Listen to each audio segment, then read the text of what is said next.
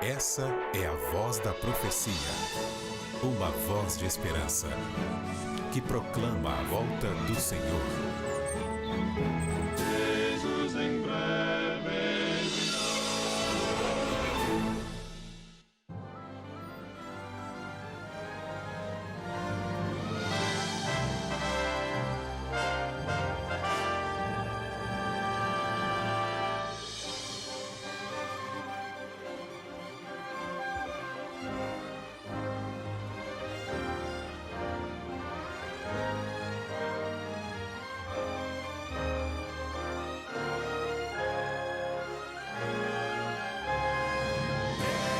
virá.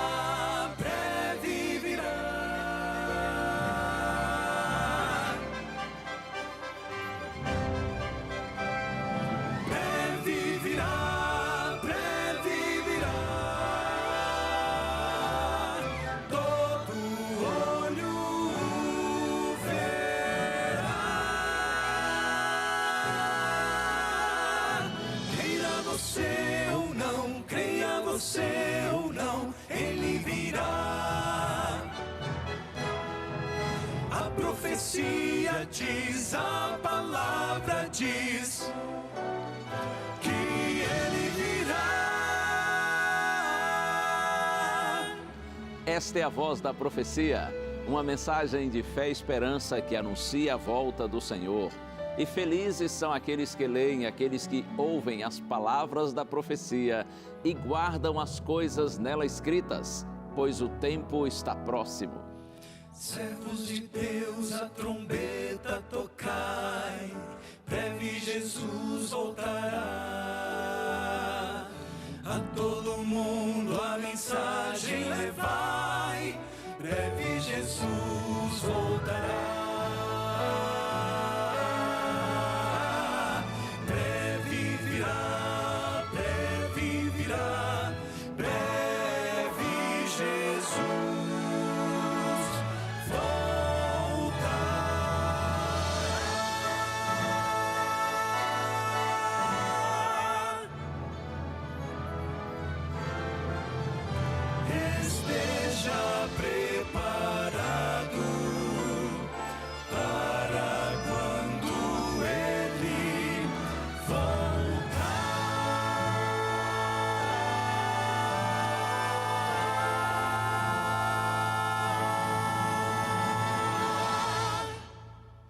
Olá, tudo bem?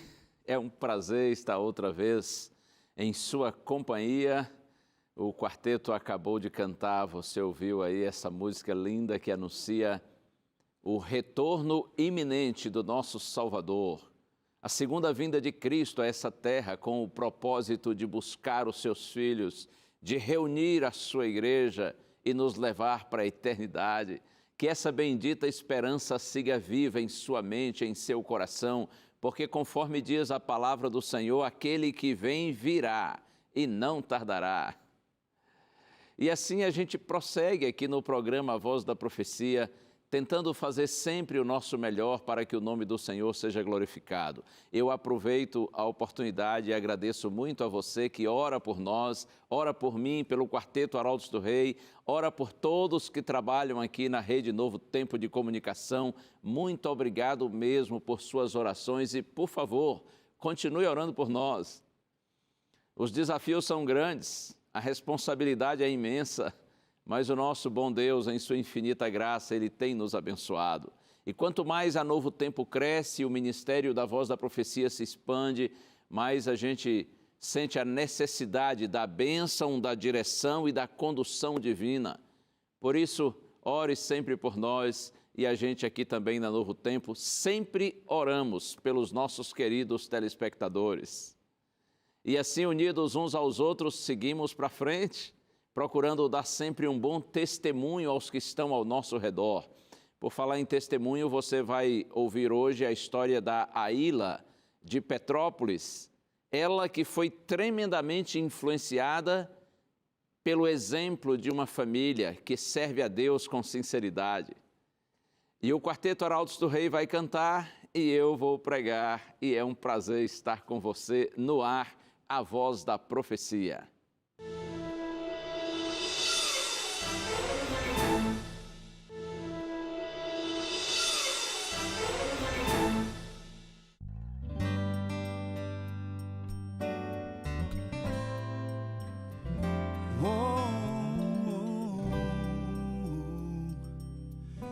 Eu não sou ninguém, sujo, cego e sem valor.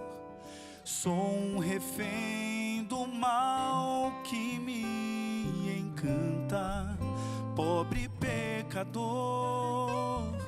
Mas ao olhar para a cruz, quebrantado o coração,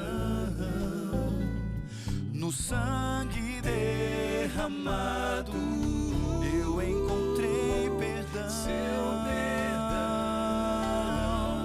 Só me resta louvar ao meu Salvador, Salvador. Cantar a beleza do seu amor. Ao meu coração ele trouxe paz, e por ser feliz só me resta louvar. Hoje eu sou alguém, sei que sou um filho seu. Nenhum tesouro é tão valioso como o amor de Deus. Ele amou quem é bom, ele se fez dos pó, me levantou nas mãos que me salvaram. Eu vejo o meu valor. Só me resta louvar ao meu Salvador, Salvador. Cantar a beleza do seu amor.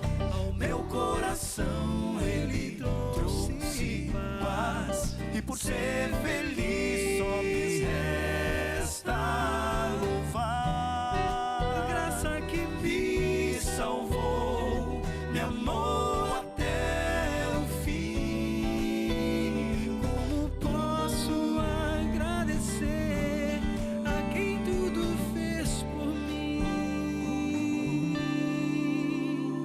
Só me resta louvar ao meu Salvador, cantar da beleza do seu amor. Ao meu coração ele trouxe paz, e por ser feliz só me resta louvar ao meu Salvador, cantar da beleza do seu amor. Ao meu coração ele trouxe paz, e por ser feliz só me resta louvar. Só me resta, e por ser feliz só me resta louvar.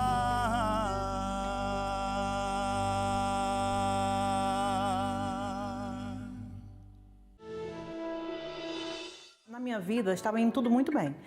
Eu estava fazendo uma pós-graduação que eu super amava, eu estava no trabalho, eu estava com a escola de informática e eu estava noiva. Então, para mim, estava super feliz. Mas na minha vida espiritual eu estava muito fraca. Eu já estava pedindo ao Senhor, Senhor, falta alguma coisa. E eu rezava, Senhor, falta alguma coisa. Alguma coisa faltava para me preencher. E aí, um tempo, eu reencontrei um amigo, depois de 10 anos. Esse amigo já morava em São Paulo. E a gente combinou desse encontro ser na cidade dos pais dele, que é Cabrobó, lá no Pernambuco. E essa cidade se tornou uma cidade muito especial para mim. E eu cheguei numa sexta-feira. O clima da casa estava um clima diferente, era um clima de organização, com aquela comida cheirosa, eles estavam com brilho nos olhos. E eu achando, crente, que era por minha presença, mas não era. Era algo melhor que eu estava por chegar. E eu fui naquela onda, me enturmei com a família dele. E aí com isso, a gente parou no final do dia. Todo mundo parou, aquilo tudo se acalmou e a gente fez um círculo na varanda da casa deles. E com isso, eles começaram sempre com um sorriso no rosto, a perguntar como foi a semana. Eu achei aquilo tão diferente. Perguntar como foi a semana, como foi, se tinha algum pedido ou um agradecimento. E aí, quando terminou tudo aquilo, a gente se confraternizou, conversou, e ele falou para mim assim, olha, amanhã nós iremos à igreja. Aí eu fiz, tudo bem. Eu sabia que eles eram evangélicos. Amanhã nós iremos à igreja. Aí eu fiz, tudo bem. Ele fez 8h30 da manhã. Eu fiz, hã? Como assim 8h30 da manhã num sábado? Mas essa pergunta eu fiz para mim. E tudo bem, no outro dia de manhã, parecia que era um casamento. Eles estavam lindos, eles estavam tão lindos.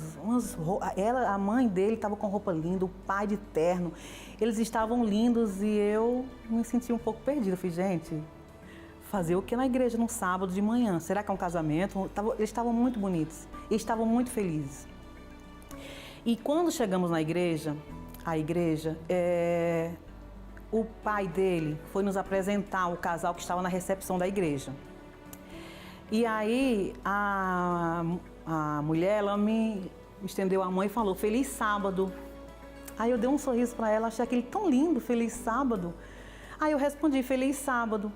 E eu entrei na igreja com esse meu amigo e parecia que era o meu casamento, porque eu estava com um sorriso tão lindo, eu estava com brilho nos olhos, porque eu sentia que tinha uma coisa diferente em mim.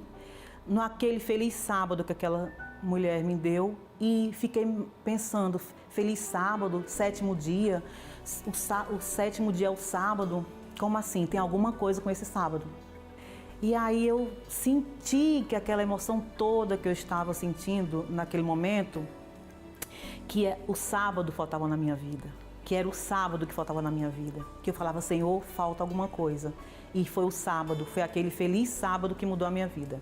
E aquela emoção de ver aquele sentimento naquela casa, naquelas igrejas, quando a gente visitou, é a mesma que eu sinto hoje em casa, de esperar o sábado, de assistir a Novo Tempo, de ver e de reconhecer, e nos reconhecer, e tanta coisa ali, né, nas programações infantis para os nossos filhos, muito bom.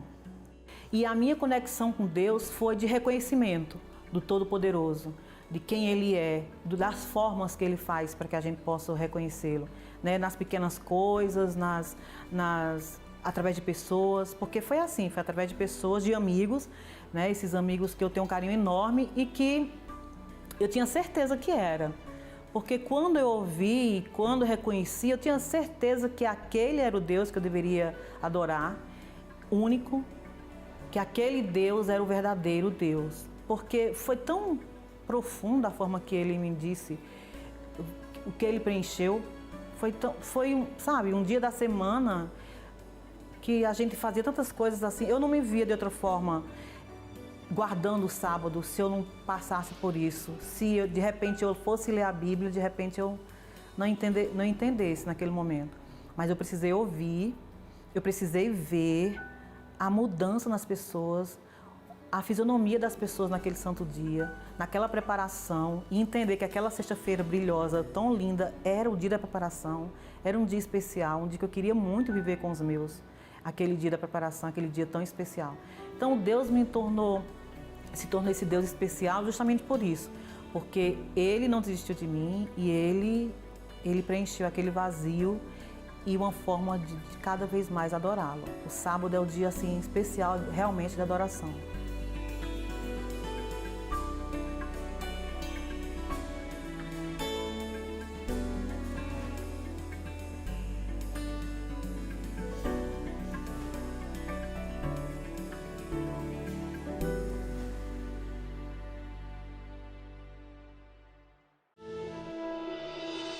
Muito bem, obrigado Aila por compartilhar conosco esse seu testemunho.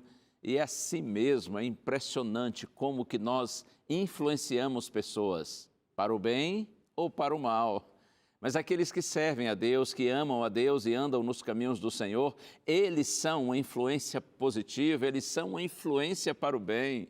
Eu louvo a Deus pelo testemunho que a gente ouviu, pelo exemplo dessa família maravilhosa que influenciou a Aila para que estudasse a palavra de Deus e tivesse uma compreensão melhor de alguns temas especiais da Santa Bíblia.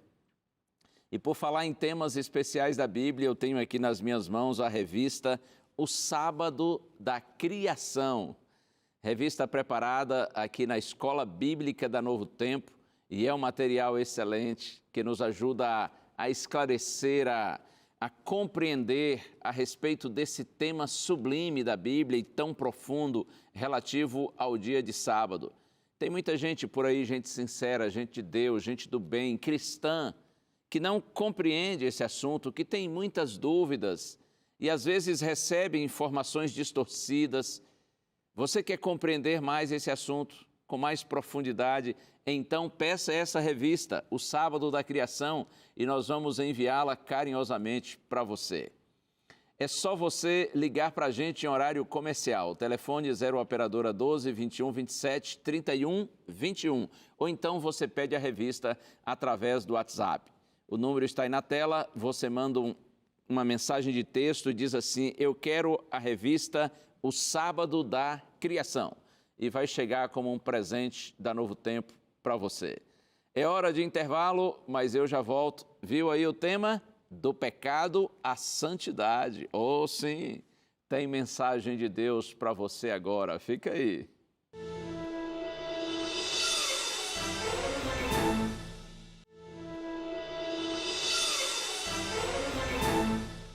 Este é o seu programa A Voz da Profecia. E é sempre um privilégio estar aqui, ministrar a palavra de Deus. Eu glorifico sempre ao Senhor por essa honra imerecida que Ele me concede. E é claro, a minha oração é sempre também no sentido de pedir a Deus que nos ilumine, para que esses minutos sejam sublimes, sejam preciosos, sejam para o nosso crescimento, nosso desenvolvimento espiritual, seja esse tempo para nós aprofundarmos a nossa caminhada com o nosso maravilhoso Senhor. Eu gostaria de orar com você agora, pedindo a Deus que nos abençoe no estudo e na compreensão da sua santa palavra. Vamos orar? Pai querido, estamos nas tuas mãos, Senhor. Que o Espírito Santo esteja em nós, atuando em nossa mente, em nosso coração e abrindo nossa compreensão para recebermos tua palavra com alegria. Nós oramos agradecidos no nome de Jesus. Amém. Eu quero começar com você no Antigo Testamento, livro de Josué. Se você tem aí a sua Bíblia, eu disse Antigo Testamento, livro de Josué. Tá bem? No capítulo 3, Josué capítulo 3, verso 5. Isto, Josué 3, 5. Está escrito assim: Josué disse ao povo: santifiquem-se, porque amanhã o Senhor fará maravilhas no meio de vocês. Josué disse ao povo, repito, santifiquem-se, porque amanhã o Senhor fará maravilhas no meio de vocês. Vamos entender um pouquinho o contexto em que estas palavras foram escritas. Os descendentes de Abraão, o chamado povo de Israel, eles estavam escravizados no Egito e ali ficaram por 430 anos. De uma maneira grandiosa, Deus os libertou do Egito e os conduziu pelo deserto até a terra prometida, até a terra de Canaã. No entanto, conhecemos a história. Por conta da negligência, da rebeldia, da desobediência do povo, a viagem que deveria durar apenas alguns meses, durou 40 anos. Eles peregrinaram pelo deserto durante 40 anos. Ao final desses 40 anos, quando estavam no limite da terra prometida, o grande líder que conduziu o povo durante todo o êxodo, Moisés, ele faleceu. Então Deus chamou Josué e disse assim: Josué, você agora é o líder. Você vai conduzir o meu povo para que entre na terra prometida. Por volta do ano 1410, Josué, antes de Cristo, Josué então assume a liderança do povo. E é nesse contexto que ele reúne a nação de Israel, reunida ali no deserto, e diz isto: santifiquem-se, porque amanhã o Senhor fará maravilhas no meio de vocês. Um chamado de um grande líder, um líder corajoso, destemido e espiritual, para que o povo se preparasse para entrar na terra prometida, para possuir a terra prometida, a terra de Canaã. Então Josué diz: santifiquem-se. Qual o significado disso, santifiquem-se? A primeira ideia, a primeira assim, aplicação ou significado dessa expressão santo ou santificar, santificação na Bíblia, tem a ver com separar-se do mal, separar-se do pecado e apegar-se a Deus. Quando Josué diz assim, santifiquem-se, porque amanhã o Senhor fará maravilhas no meio de vocês, é como se ele dissesse assim, confessem seus pecados, abandonem seus pecados, estejam na presença do Senhor, entreguem-se a Deus sem reservas e confiem nele, santifiquem-se, porque está chegando o momento quando Deus fará maravilhas em nosso meio. Amanhã o Senhor realizará maravilhas entre nós. Bom, aconteceu exatamente isso. No dia seguinte, quando os levitas, sacerdotes, conduziram a arca da aliança e os pés deles tocaram nas águas do Rio Jordão, então Deus parou a correnteza do Rio Jordão e o povo de Israel passou pelo leito do rio, sem sequer molhar os pés, providência de Deus, a primeira maravilha que no dia seguinte Deus realizou para que seu povo entrasse na terra prometida e depois vieram muitas outras ações de Deus em favor do seu povo. Mas olha, pensando em nós, eu digo nós, referindo-me à igreja, ao novo Israel de Deus, ao Israel espiritual de Deus na atualidade. Quando será que virá o amanhã das últimas maravilhas de Deus? Quando que nós, os filhos de Deus da atualidade, deixaremos o deserto desse mundo perdido, cheio de aflições e tristezas, e entraremos na terra prometida, na Canaã celestial? Quando a igreja vai viver o amanhã das últimas maravilhas de Deus e alcançar a terra prometida? Quando Jesus virá e então começará a eternidade para nós que temos crido no Senhor de todo o nosso coração? Nós não sabemos quando virá o amanhã das últimas maravilhas de Deus, mas sabemos que esse dia ou esse tempo vai chegar, porque o Senhor é fiel em cumprir as suas promessas. Mas fica uma outra questão, o que nós podemos e devemos fazer até que Cristo venha, até que a maior de todas as maravilhas de Deus ocorra diante dos nossos olhos, a volta, o retorno de Cristo em glória e majestade para buscar o seu povo, para nos tirar desse deserto de aflições e nos dar o privilégio e a alegria de vivermos na Canaã celestial. O que fazer até que o Senhor volte? O que Josué disse ao povo também é significativo para nós. Santifiquem-se, santifiquem-se, apeguem-se a Deus, se desapeguem, se afastem completamente do pecado, da maldade e vivam em santidade. Vivam com sinceridade na presença de Deus, buscando estar no centro da vontade de Deus. Oh, sim, eu não tenho dúvida de que essa é a mensagem extremamente significativa para o Israel de Deus na atualidade. E eu quero convidar você para um texto que está aqui na carta de Pedro, primeira carta de Pedro, do apóstolo Pedro, capítulo 1, dos versos 13 a 16. Primeira carta de Pedro, capítulo 1, versos 13 a 16. Na minha Bíblia está escrito assim: por isso, preparando o seu entendimento, sejam sóbrios e esperem inteiramente na graça que lhes está sendo trazida na revelação de Jesus Cristo. Como filhos obedientes, não vivam conforme as paixões que vocês tinham anteriormente, quando ainda estavam na ignorância. Pelo contrário, assim como é santo aquele que o chamou, sejam santos vocês também em tudo o que fizerem, porque está escrito: sejam santos, porque eu sou santo. Nós somos criados à imagem e semelhança de Deus, mas infelizmente nós perdemos essa semelhança por causa do pecado. O propósito do Evangelho é restaurar a imagem divina no ser humano, para que nós sejamos santos, como é santo o nosso Criador. Como já lhe disse, no contexto bíblico, ser santo significa ser separado para Deus, ou seja, viver por um propósito de cumprir a vontade de Deus. Ser santo indica lealdade absoluta ao Senhor, renunciando tudo que se conflite com Deus, com sua vontade, renunciar conscientemente o pecado. Esse é o ensino que permeia toda a Bíblia, do Gênesis ao Apocalipse.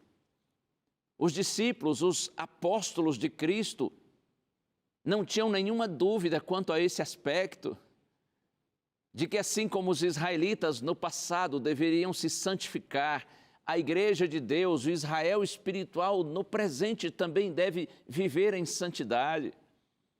Aqui pertinho de Pedro, agora vamos à primeira carta de João.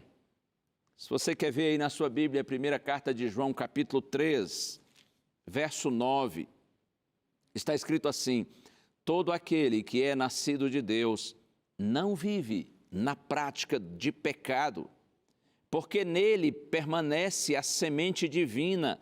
Esse não pode viver pecando, porque é nascido de Deus.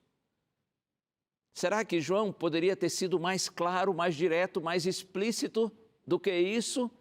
Eu repito, todo aquele que é nascido de Deus não vive na prática de pecado, porque nele permanece a semente divina. Esse não pode viver pecando, porque é nascido de Deus. João está dizendo assim, aquele que está ligado a Deus não peca habitualmente, não peca por costume. Claro, isso não significa que o cristão seja incapaz de cometer um ato errado. Nós estamos sujeitos a erros ocasionais, mas olha que nós não vivemos pecando habitualmente. Mas eu gosto sempre de dizer que santidade não é tanto o que Deus exige, mas o que o Senhor oferece. Oh, sim. Se Deus exige santidade de um pecador, como o pecador poderá oferecê-la a Deus? Por isso, santidade não é tanto o que Deus exige, mas o que Ele oferece. Quando nós, pecadores, andamos com aquele que é santo, então nós somos santificados. O chamado de Deus é para que nós nos unamos a Ele, que nós permaneçamos junto dEle. Então seremos santificados pela convivência com aquele que é santo, ou seremos, poderia dizer, consagrados. Já ouviu essa palavra, consagrado? Consagrado significa aquele que vive com o sagrado, aquele que está junto do sagrado. Você quer ser uma pessoa consagrada? Ande com o sagrado. Você quer ser uma pessoa santificada? Procure estar junto daquele que é santo, porque santidade não é tanto o que Deus exige, mas é o que Deus oferece. Oh, bendito Senhor! Cuidemos com uma pregação enganosa que apresenta a chamada graça barata. Eu não sei se você já ouviu esse termo, graça barata. Essa pregação oferece perdão sem necessidade de arrependimento. Essa é uma pregação enganosa. A graça barata oferece salvação da morte eterna sem abandono do pecado. Na graça barata não se fala em renúncia do eu, não se fala em disciplina espiritual, não se fala em obediência, em santidade. A graça barata oferece uma falsa segurança, onde os crentes podem viver em seus pecados, escolhendo uns mandamentos de acordo com suas preferências e conveniências e considerando outros como abolidos pela graça. Acredite, meu amigo, minha amiga, a graça é de graça, mas não é barata. Custou um elevado preço, custou a vida do Filho de Deus. O desejo de Deus é que seu povo, salvo por sua graça, por essa mesma graça seja transformado. Mas que pena que hoje mesmo dentro do cristianismo, sim, dentro do cristianismo, em muitos púlpitos ou em muitos altares, em muitas igrejas, se apresenta essa chamada graça barata.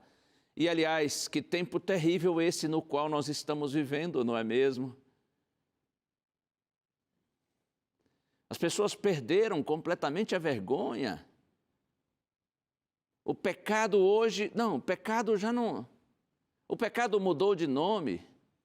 O pecado hoje é chamado de amor. Você já percebeu isso, não é? Tudo é amor. Oh, tudo agora é amor. Não existe mais pecado. É amor, tudo é amor. E se você se levanta contra esse amor, entre aspas, oh, então você é uma pessoa insensível, intolerante. Se você se levanta contra o pecado, isso é sinal de que você não tem amor. Pois eu quero lhe dizer que esse amor, ele vai ser queimado e aniquilado no lago de fogo e enxofre. Porque os homens podem se enganar uns aos outros. Cada um de nós pode se auto-enganar, mas olha aqui, ninguém engana a Deus. De Deus não se zomba.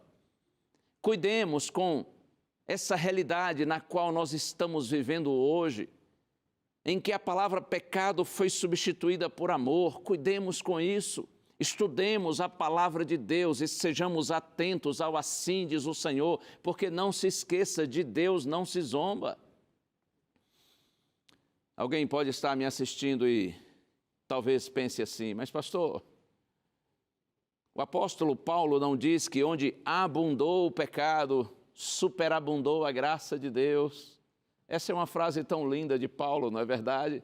Está lá em Romanos capítulo 5, verso 20. Onde abundou o pecado, superabundou a graça de Deus. Oh, sim, sem dúvida a graça de Deus é maior do que o pecado.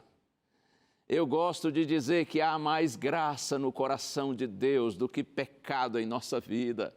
Por mais que sejamos pecadores, atolados, afundados, imersos no pecado, por mais que estejamos marcados pelo mal, há mais graça no coração de Deus do que pecado em nossa vida. No entanto, ouça isso, essa graça ela é tão grande que não apenas perdoa o pecador, mas a graça vence, derrota o pecado. Por isso a graça de Deus transforma o pecador, a graça de Deus liberta o pecador e lhe dá o direito de ter uma nova vida, uma vida de santidade.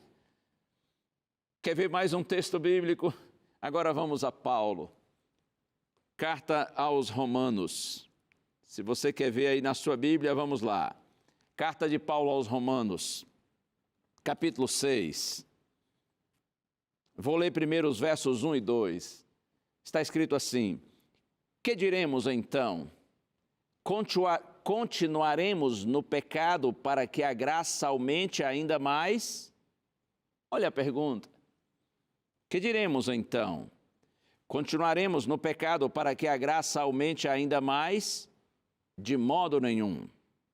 Como viveremos ainda no pecado, nós que já morremos para ele? Paulo pergunta e responde: vamos continuar no pecado para que haja ainda mais graça nos perdoando todo o tempo? E a resposta é: de modo nenhum. Como viveremos ainda no pecado, nós que já morremos para ele? E agora a partir do verso 11, Romanos capítulo 6, a partir do verso 11 até o 13, está escrito assim: também vocês considerem-se mortos para o pecado, mas vivos para Deus em Cristo Jesus. A mensagem é para aqueles que conhecem a Cristo, o Evangelho, e têm sido abençoados pela bendita graça do Senhor. Considerem-se mortos para o pecado, mas vivos para Deus em Cristo Jesus. Portanto, não permitam que o pecado reine em seu corpo mortal, fazendo com que vocês obedeçam às suas paixões. Também não ofereçam os membros do corpo ao pecado como instrumentos de injustiça, mas como pessoas que passaram da morte para a vida, ofereçam a si mesmos a Deus e ofereçam os seus membros a Deus como instrumentos de justiça. Oh, isso é lindo demais! Paulo está dizendo assim, meus irmãos, nós estamos mortos para o pecado, estamos vivos para Deus. Por conta disso, nosso corpo deve ser dedicado a Deus, os membros do nosso corpo agora não são mais instrumentos de maldade, de pecado, de iniquidade. Os membros do nosso corpo agora são instrumentos de justiça. Porque aqueles que amam a Deus estão sob a graça do Senhor, eles vivem para a glória de Deus. Entre o pecado e o cristianismo bíblico, o cristianismo real, raiz, não há compatibilidade, não existe harmonia, não há convivência. O que há, sim, é conflito, oposição e incompatibilidade. O Evangelho é maior do que o nosso pecado. O Evangelho vence o pecado, destrói o pecado e liberta o pecador para uma nova vida. Porque, olha, creia nisso, no Evangelho o pecador é amado e o pecado é odiado. No Evangelho bíblico, o pecador é recebido e o pecado é rejeitado. No Evangelho, o pecador é sim recebido, mas o pecado é resolvido. Oh, glória a Deus por isso! O Deus que nos salva, nos perdoa, também nos liberta e nos transforma, para que tenhamos uma nova vida, para que estejamos livres do mal que nos assola, que marca a nossa natureza. O Deus maravilhoso que nos liberta da culpa do pecado, Ele também pode nos libertar do domínio, da força do pecado. Bendito seja o nome do Senhor. E ainda dentro dessa ideia do título da mensagem de hoje, do pecado à santidade, eu quero lhe dizer algo mais, que viver em santidade, além dessa questão da libertação do pecado e da alegria da gente andar com Deus, viver em santidade também torna-se importante para aqueles com os quais nós convivemos. Quando a gente vive em santidade, essa nossa nova vida torna-se bênção para os nossos semelhantes, porque nosso testemunho, nosso exemplo, conduz essas pessoas, influencia essas pessoas para Deus. Na carta aos Efésios, capítulo 3, verso 10, Paulo diz assim: para que, pela igreja, a multiforme sabedoria de Deus se torne conhecida. Olha que interessante, para que, diz Paulo, pela igreja, a multiforme sabedoria de Deus se torne conhecida. Multiforme sabedoria revelada na criação, e especialmente na obra da redenção, e que será, é claro, muito mais conhecida e apreciada na eternidade. Porém, hoje, por meio da nossa nova vida, a sabedoria e o poder de Deus se manifestam aos homens. Do mesmo jeito que, por exemplo, um paciente recuperado revela a habilidade do seu médico, uma igreja santificada testemunha a respeito do poder curador, libertador e salvador do nosso bendito Cristo. O Senhor Jesus Cristo, Ele é visto pela igreja. Ele é visto por meio das pessoas que Ele salva e transforma. Você sabe, a Bíblia que muitas pessoas lerão é a vida do cristão, é a vida do crente. Tem pessoas por aí que não leem a Bíblia. Então, a minha vida é a Bíblia que eles têm a oportunidade de ler. O sermão que muitos ouvirão é o nosso testemunho. Geralmente a gente diz assim para as pessoas: olhem para Jesus. Não olhem para os outros, não olhem para os homens, olhem para Jesus. Mas eles não veem a Deus, eles veem a nós. Principalmente aqueles que não têm assim intimidade com Deus, que não têm relacionamento com Deus, eles só conseguem relacionar-se conosco, eles só conseguem ver a nós. É por nós que eles são levados à igreja, ou melhor, é por nós que eles são levados a Deus. Você compreende? Para aqueles que nos observam, mais importante do que nosso relacionamento com Deus é nossa semelhança com Ele. Alguém disse, eu não mais esqueci estas palavras, alguém disse assim, prefiro ver um sermão a ouvir um. Repito, prefiro ver um sermão a ouvir um. É que nosso exemplo fala muito mais do que as nossas palavras. As palavras são importantes porque elas instruem, mas é o exemplo que inspira, é o exemplo que convence. A santidade da igreja é um testemunho grandioso em favor do Evangelho. Na primeira carta aos Coríntios, capítulo 4, verso 9, Paulo diz que nós nos tornamos espetáculos ao mundo. Ele está se referindo, quando diz essas palavras, a princípio, Paulo está se referindo aos apóstolos. Aqueles que foram primeiramente enviados pelo Senhor para proclamarem o Evangelho. Mas, em certa medida, todos nós também nos tornamos espetáculo ao mundo. Nossa vida fala bem ou mal a respeito do Evangelho. Nós, cristãos, atraímos ou afastamos as pessoas por meio do nosso testemunho. Atraímos para Deus ou afastamos de Deus. Eu não tenho dúvida de que ser cristão é o maior de todos os privilégios que nós, pobres mortais, podemos ter nesse mundo, nessa vida. Mas, ao mesmo tempo que é um enorme privilégio, é a maior de todas as responsabilidades. Deus age através de nós, ou apesar de nós.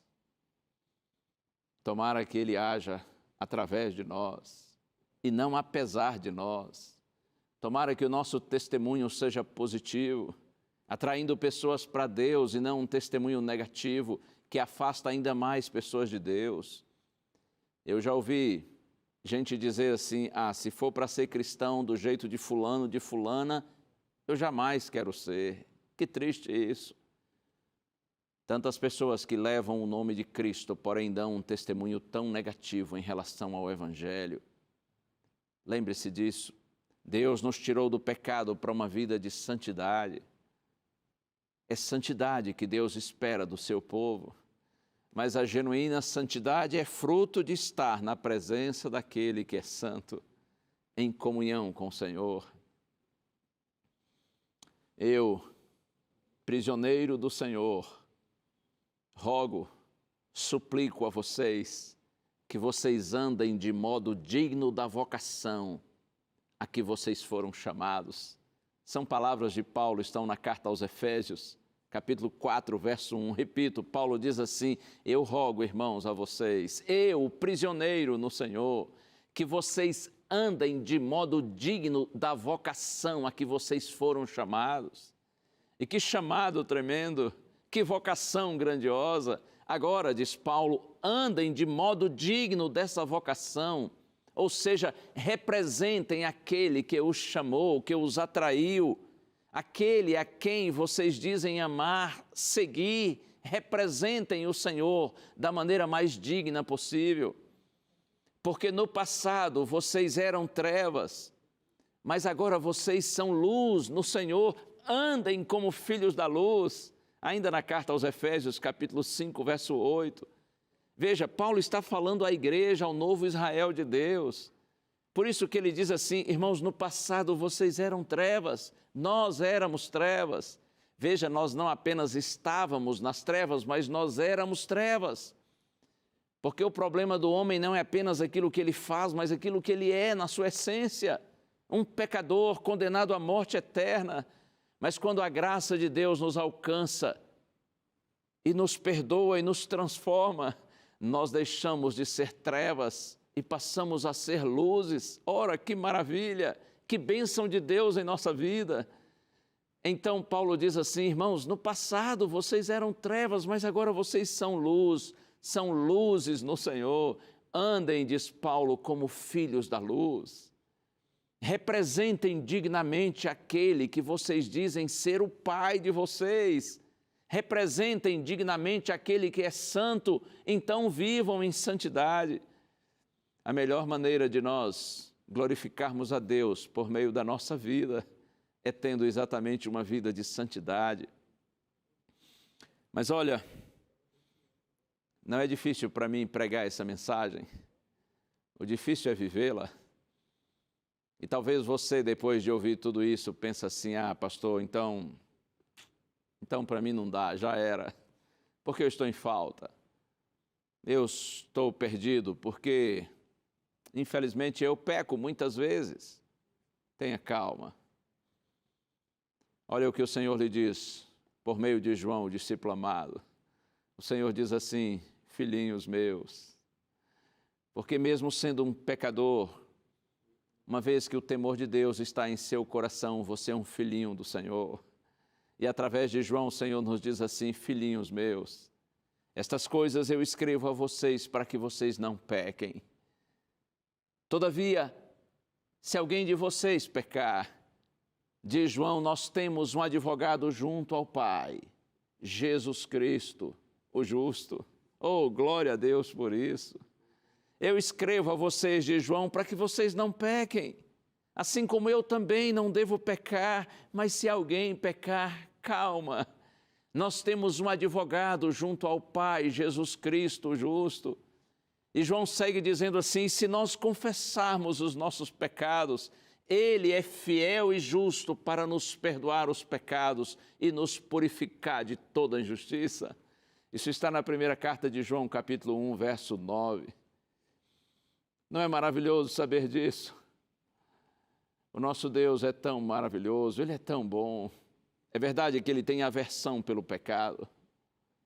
Deus odeia o pecado, mas o Senhor ama profundamente o pecador.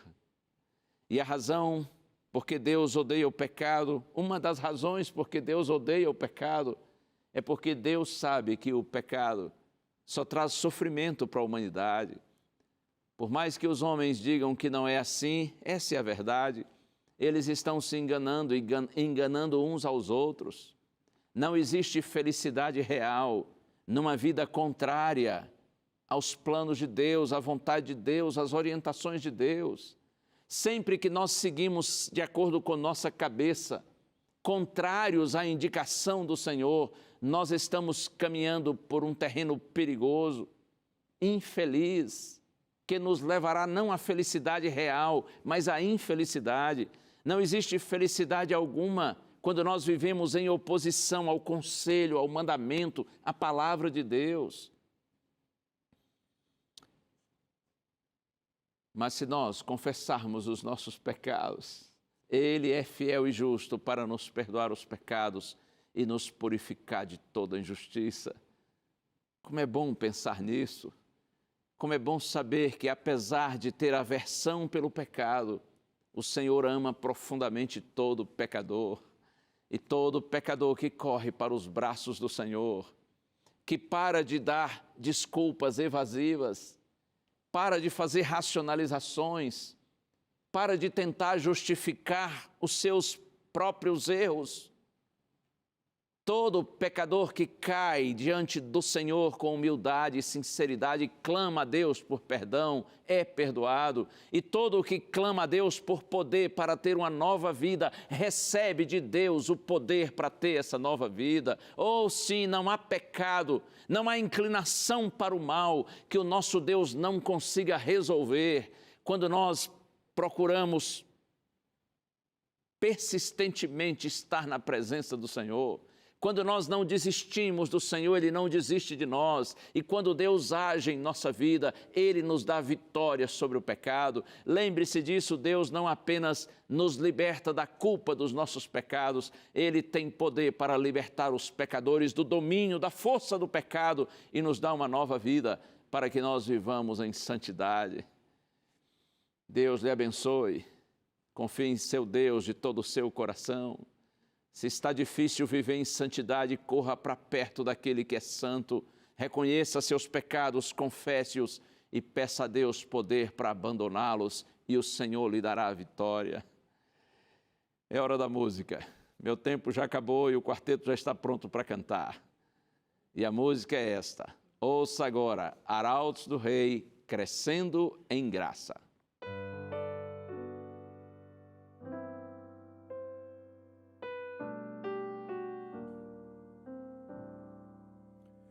Eu entrego a Jesus meus caprichos pessoais, as vontades tão carnais, e sigo em frente. Eu entrego a Jesus a impureza do meu ser. Quero mais do seu amor, quero viver em paz. Vou crescendo em graça, crescendo em poder. Vou crescendo em graça, movido pela fé. Explodindo de vontade de estar com meu Jesus, pois já é tarde, o sol se esconde, logo vem a negra noite, e amanhã trará o brilho da face do meu Senhor.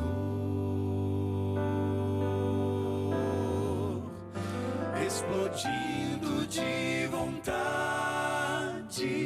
de estar com meu Jesus, pois já é tarde, o sol se esconde, logo vem a negra noite, e amanhã trará o brilho da face do meu Senhor.